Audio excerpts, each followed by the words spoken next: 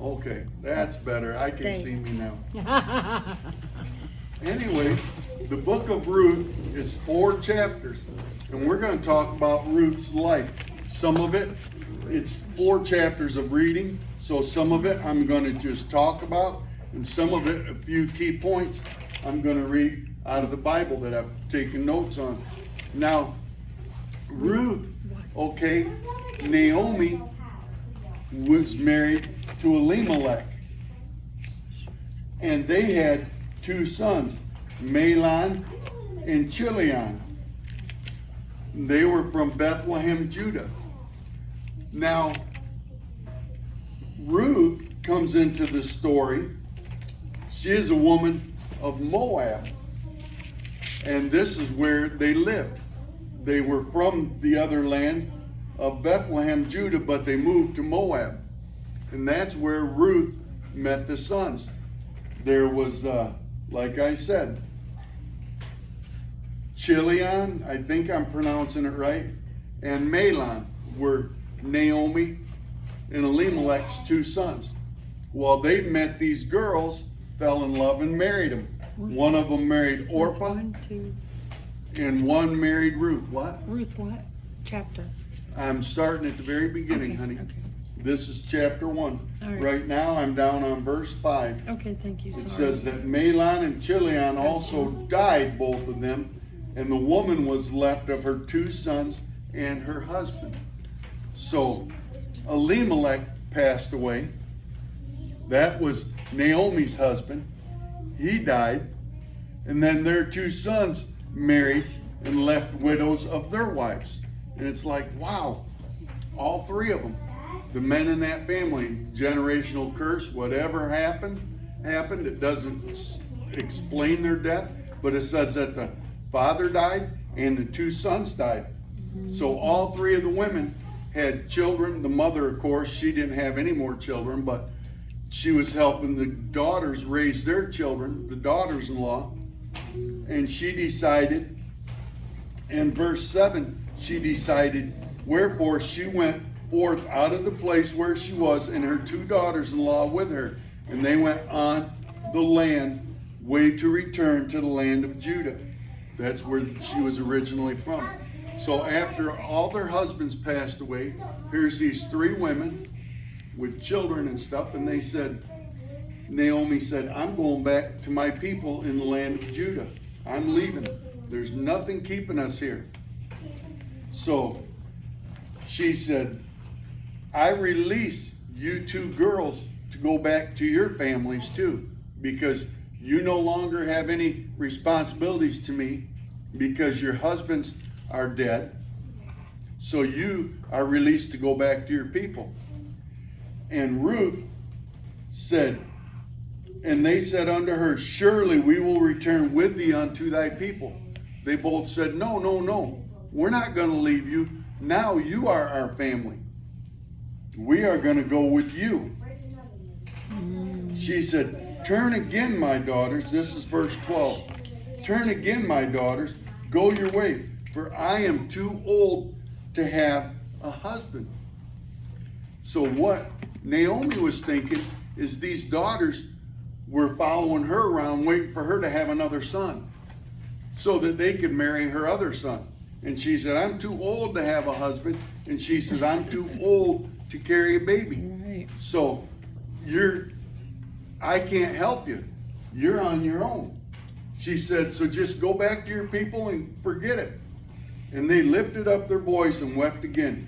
And Orpah kissed her mother-in-law, but Ruth clave unto her.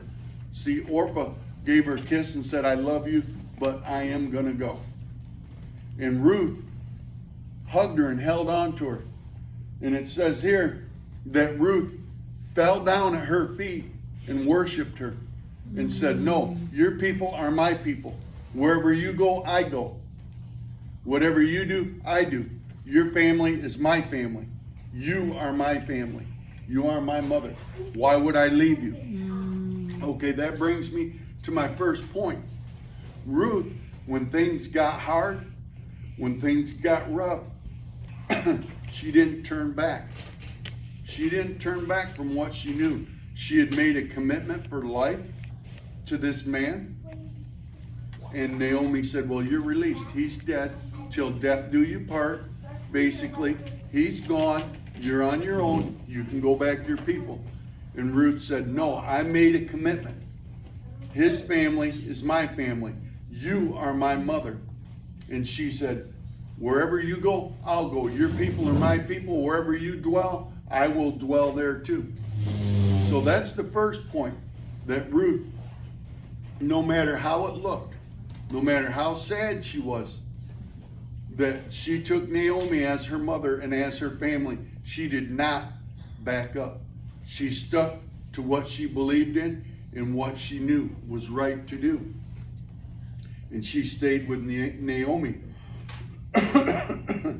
She told her, she said, for whither thou goest, I will go, and where thou lodgest, I will lodge. Thy people shall be my people, and thy God, my God. That's what she told Naomi. She said, wherever you live, that's where I'm going to live. Wherever you go, that's where I'm going to go. She said, your people shall be my people, and your God will be my God. She said, I'm not going to leave. Where thou diest, will I die, and there will I be buried. The Lord do so to me, and more also, if aught but death part thee and me. She said, where you get buried, that's where I'm going to get buried. She said, and I'm going to be with you till death do us part.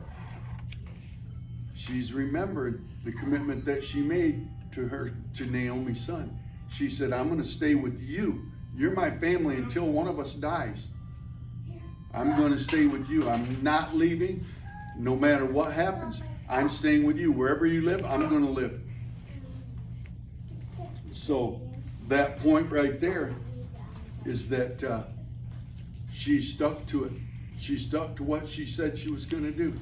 And she repeated that. She said, till death do us part. That didn't just mean to him. That meant his whole family. Your people are my people. Where you live, I'll live.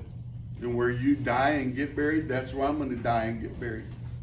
Because I'm going to stay with you until I die. And if you go first, then I'm going to be buried with you. And that was pretty powerful thing. Naomi said, I went out full, and the Lord brought me home again empty. Why then call ye me, Naomi, seeing the Lord hath testified against me, and the Almighty hath afflicted me? See, Naomi changed her name. She said, and she said unto them, call me not Naomi anymore, call me Mara, for the Almighty hath dealt with me very bitterly. That was in verse 20. So see, she took it different than Ruth. Naomi said, God has dealt bitterly with me. I've done something. God's angry with me. So for some reason, he took my husband, took both of my sons. I'm being punished for something. I did something wrong. God's dealing bitterly with me. In other words, he's mad at me. So she said, from now on, don't call me Naomi, call me Mara, because of what God is punishing me with. All right, so now this starts chapter 2. They go back to the land of Judah, where she was from. And I'm going to just tell this part. They went back. Ruth gets a job. And they call it gleaning on the floor. And to us, that's peeling the ears of corn and preparing them and all that stuff. She gets a job gleaning. It says that a lot of young men noticed her, and she noticed them not. They were all looking, oh, who's that pretty young girl? You know, who's that? And she focused. She kept her focus. That was the next part. She kept her focus. She didn't go this way or that way. She kept her focus. She said, this is my job. This is what I'm supposed to do. And I'm going to stick to it. And I'm going to keep my focus. I'm going to keep doing what I'm doing. I'm not going to mess with any of these young guys. I'm going to keep on doing what I'm doing. I'm going to keep gleaning the corn, and I'm going to keep working and doing this. And apparently, my guess is that she was young and pretty, and all these men were looking at her and talking about her and like this, but she didn't care. She kept on working. And one day she was working, and Boaz, who was a rich man, come to find out, saw her working. And it says that he inquired about her. Who is that girl? And Boaz had a lot of clout. He was a rich man. He was powerful. And he said, who is that? And they said, well, then said Boaz unto Ruth, hearest thou not, my daughter? Do not go and glean in another field, neither go from hence, but abide here fast by my maidens. In other words, Boaz saw her, he liked her, and he said, you come over here with my girls. I have an easier job for you. You can hang out with my girls, and we'll just leave it at that. You won't have to go out there and work. You got it made. You just stay here. So she ended up doing that. She went with the girls. And Boaz talked to Naomi. And he said, who is that? And Naomi said, that's one of your kinsmen. That's part of your family. He said, what? And she said, yeah, Ruth, that is part of your family. That's part of your kin that we moved back here for. And he found that out. And back then they would find a wife or a husband in their own family tree because it kept their line pure, their bloodline. Just as strange as that is, but that's what they would do. A lot of times they would go and pick a cousin that was my brother's kid and go pick that cousin because they knew that that family line was straight and it would not be mixed with the Gentiles or another family. It was in their bloodline, in their family. As crazy as that is, but that's what they did. And he found out that Ruth was his cousin, was in the family. And Boaz said, wow. He said, I like her. So what Boaz did was he went. When they left, they sold all their land to go back to Judah. They sold all their land. So Boaz says, here's what I'm going to do. He went back and bought all Naomi's land, all her son's land, and he said, here, I'm giving you all your stuff back, plus some that belong to your kids. Sorry, my throat's dry. Here. What is it, hon? Oh, thank you. He said, thank you, Granny. He said, I'm buying it all. And he said, y'all know what a dowry is? They would give a dowry, which was a price that they would pay for a woman's hand in marriage. Well, he said, this is my dowry. I'll buy all your land that you had, plus some. I'll give you all the land that you had, plus all your kids' land and everything. And I will give it to you, Naomi, for your daughter Ruth. That will be the price that I pay. So, because Ruth did exactly what she knew was the right thing to do, she kept working hard, she kept her focus and everything, God blessed her. It says right here, the Lord recompense thy work, and a full reward be given thee of the Lord God of Israel, under whose wings thou art come to trust. So he said, this blessing of God is from the God that you trusted in, and that you are come to trust, and you are under his wings. So God is blessing you because you trusted him and did exactly what you were supposed to do. So God is honoring that. So she got blessed and got Boaz. And she still kept working. And they're like, what are you doing? She still kept working. And she took it up and went into the city, and her mother-in-law saw what she had gleaned. And she brought forth and gave to her that she had reserved after she was sufficed. In other words, she kept on working, and she took all the extra she could get, and she took it to her mother-in-law to keep her fed, to take care of her. And they were like, wow, look at this girl. It's just amazing. In this next part, I'm going to speed this up so it doesn't take all day. But this next part, wash thyself, therefore. This is in chapter 3, verse 3. Wash thyself, therefore, and anoint thee, and put thy raiment upon thee, and get thee down to the floor, but make not thyself known unto man. She told her, she says, you're doing it right. You clean yourself up, you dress yourself nice, and you keep right on going to work. She said, that's what you're supposed to do. And it shall be, when he lieth down, that thou shalt mark the place where he lie, and thou shalt go in and uncover his feet, and lay down at his feet and worship. So that's what she did with Boaz. She found out where he was at. She dressed really nice, and she went in there after she was asleep. And the way that I see it is she laid down, worshiped at his feet, and probably prayed for him and stuff, and she got favor from God. And Boaz fell in love with her and married her. And he goes on, and this is verse 11. I thought this was really cool. And now, my daughter, this is Naomi talking to her, fear not. I will do to thee all that thou requirest, for all the city of people doeth know that thou art a virtuous woman. So see, she didn't play games or none of that stuff. She was a woman of virtue. She worked hard. She kept her focus. She kept dedicated to what she knew to do, and it was entrusted to her as virtue. So when we're facing these things in life,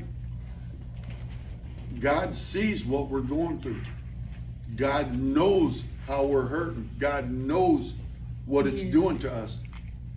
But if we stick to what we know, like Ruth did, we will be blessed.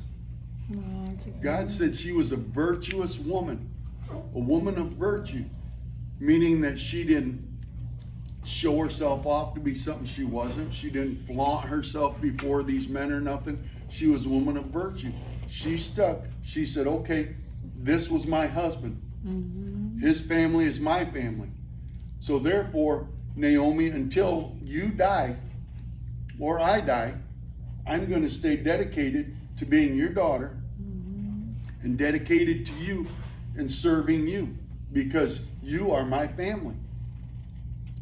And God said that is a virtuous woman.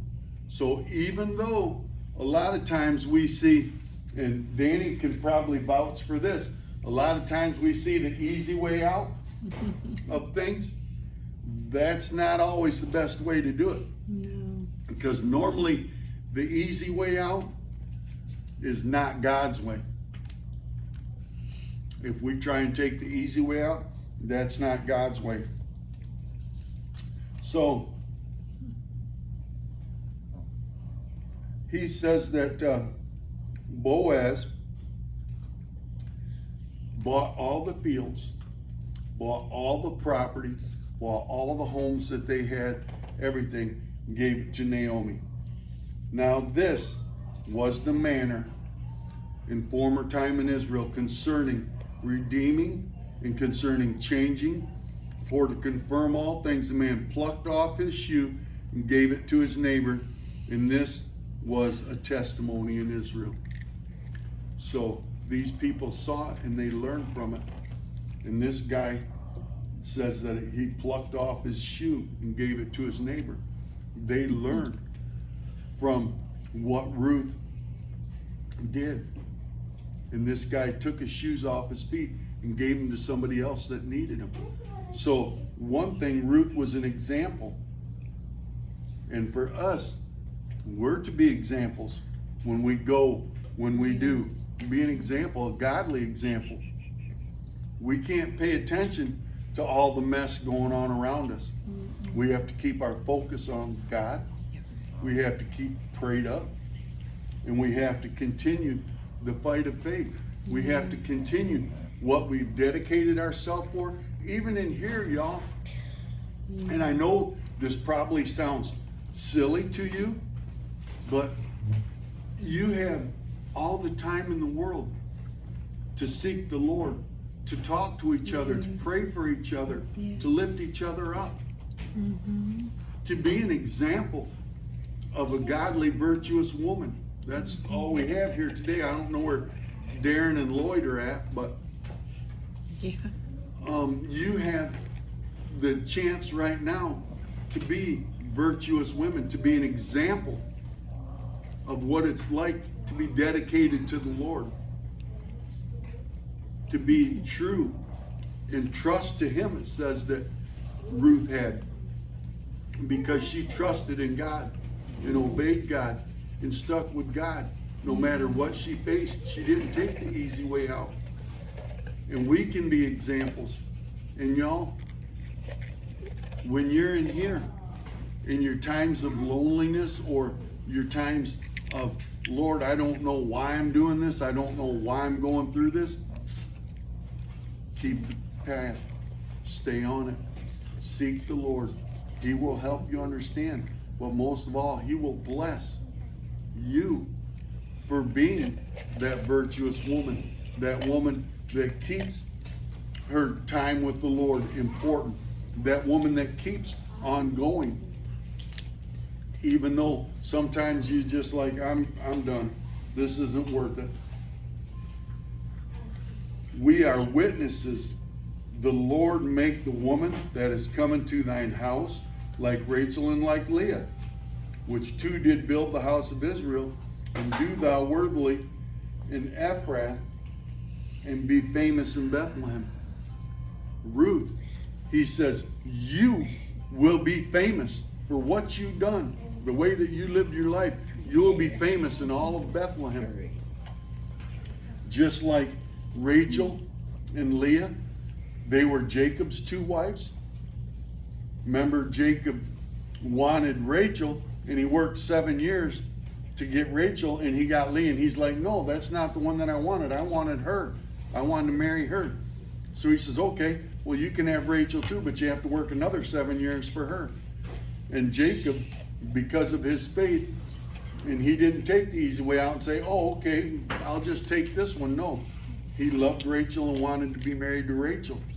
So he stayed as a servant for 7 more years. And it says that because of her dedication, that she will be remembered in all of Bethlehem for what she did, that Ruth would be. And to finish this up, verse 13 of chapter 4. So Boaz took Ruth, and she was his wife. And then, guess what? She had a son with Boaz. And the women all looked at her and said, wow. They said, blessed be the Lord, which hath not left thee this day without a kinsman, that his name may be famous in Israel. Well, believe it or not, they named him Obed, who was the father of Jesse and the father of King David. So they had the baby, the grandfather to King David. And all this happened with Ruth because she didn't give up. She didn't take the easy way out. She stayed faithful to the Lord, no matter what she went through, no matter how bad it got. And I'm sure she had to work, go home, take care of her mother-in-law, Naomi, and all this stuff. She brought food home, it says, that she would bring the corn in that home so they could make bread and whatever, but she would bring food home to her and took care of her. She never gave up, y'all. She didn't take the easy way out. No matter what mess she was going through, she stuck it out. And it said that she would be remembered through all of Bethlehem, that she was a virtuous woman, and she would be remembered. And all of them looked at her and said, you are really blessed. You are blessed. Because, you know, what she left behind was, I'm sure, much, much more than what she did in her earthly life. She was dedicated and everything, but they said that she would go down in history as one of the famous women of Bethlehem. So she didn't know what all she was doing. She was just doing what she thought was right. But in all actuality, what she was doing was building a testimony for the Lord. What she was doing was bringing people to God. What she was doing was being a shining example for people to live by. And it said, Naomi took the child, laid it with her. This son is a son born to Naomi, and they called him Obed. So Naomi said, this is my grandson. Even though Ruth wasn't her blood, she took the baby, loved on the baby, and took it and turned it over to Ruth and said, this child is my child. And she loved the baby. She loved Ruth. And as the story ends, it starts going down with the lineage that followed Obed and Jesse and David. And it starts talking about the impact that she had with all the lineage of men that changed the world because of her faithfulness, because she didn't give up, because she kept on fighting for her family and what she knew was right to do. She kept on going and never gave up. So that's a lesson for us.